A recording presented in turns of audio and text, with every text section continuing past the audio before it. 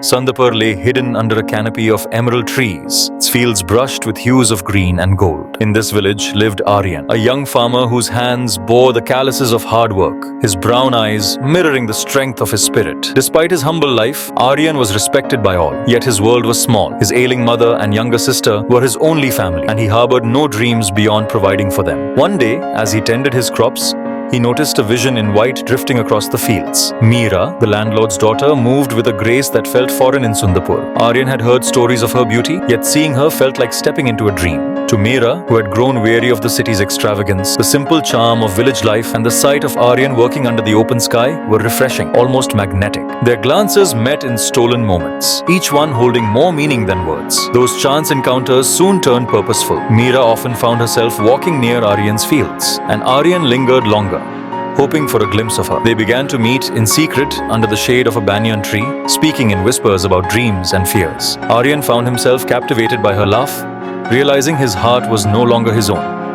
Yet, an invisible shadow loomed over their love. Both knew that Meera's father, the powerful landlord, would never accept a mere farmer for his daughter. To him, Aryan was only a laborer, unworthy of his daughter's affection. Meera, defiant and deeply in love, assured Aryan, love knows no boundaries.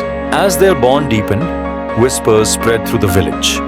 Meera's father soon heard of their forbidden romance. He arrived unexpectedly one afternoon, his gaze scanning the fields with a contempt Aryan could feel from afar. Days passed, and Aryan sensed an ominous presence around him. Strangers lurking in the shadows, watching him. He voiced his fears to Meera, but she brushed them aside, confident her father would never resort to such schemes. One evening, Meera sent Aryan a note, asking him to meet her by the riverbank at dusk.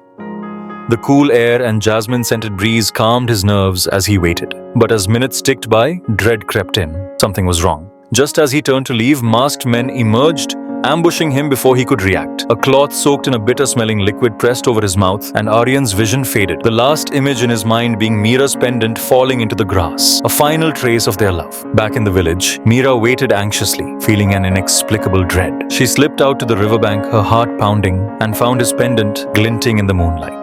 Her fingers trembled as she clutched it, tears streaming down her face, the night filled with chilling silence. As she whispered, "Where are you, Aryan?"